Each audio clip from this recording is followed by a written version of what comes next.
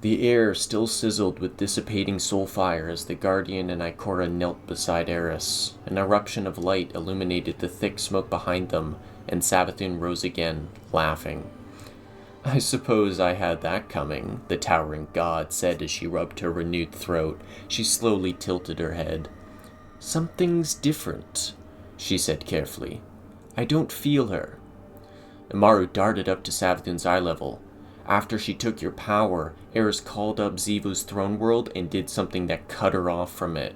He floated to Savathun's shoulder and glared down at Eris. "Banished from her own throne world?" Savathun cackled gleefully as she approached. "Eris, you overachiever, how I love you. I wound you up, and you ran right over her." Savathun crouched, peering at Eris's collapsed form with intense curiosity. "I'm surprised expending that much power didn't kill you outright," she said, "though it explains why you're back in that awful little meat body of yours." Eris propped herself up on one elbow. Ikora moved to help her rise, but Eris waved her off. "Our bargain is complete," she said. "Your sister has been dealt with, and you live again." "Now," Eris demanded, her uncovered eyes glowing fiercely, "tell us how to follow the witness." "Tell you?" Savathun frowned, her voice edged with disappointment. "I already showed you."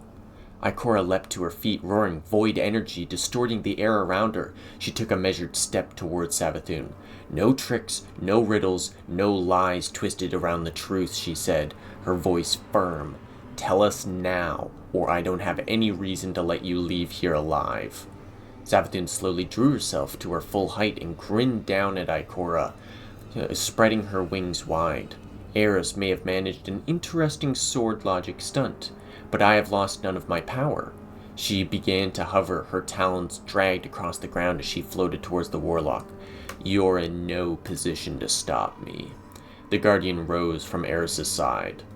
"I am," they said. Savathun paused for a moment, her ossified face unreadable. Finally, she sighed. "Just when you were starting to impress me," she said as she closed her wings and stooped to Ikora's height. Amaru bobbed awkwardly to keep level with her. "We both need to stop the witness, and to that end, I have given you what I promised," she said slowly. "You will find you have it when you are ready. Like Eris said, our bargain is complete. There's no need for drama." Ikora gritted her teeth. Savathun shrugged. "Pout all you like, Ikora," she said. "It's not a trick, and if you won't take my word for it then..." Savathun looked around the ritual space of her throne world. Her eyes settled on Amaru, and she smiled. "Take him." "What?" sputtered Amaru.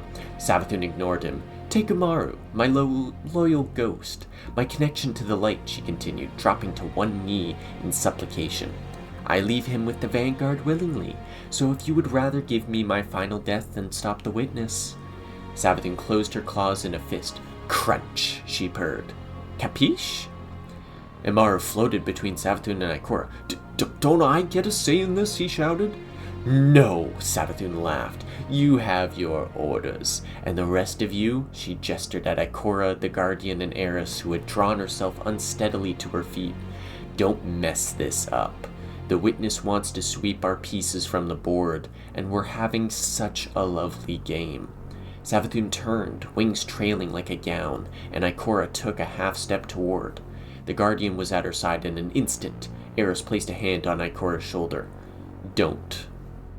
"Take care of yourself, Eris," Savathun said. "It was such fun seeing your mask slip." The delighted laughter of the Queen of Lies echoed through the ritual chamber as she vanished down the long hallway.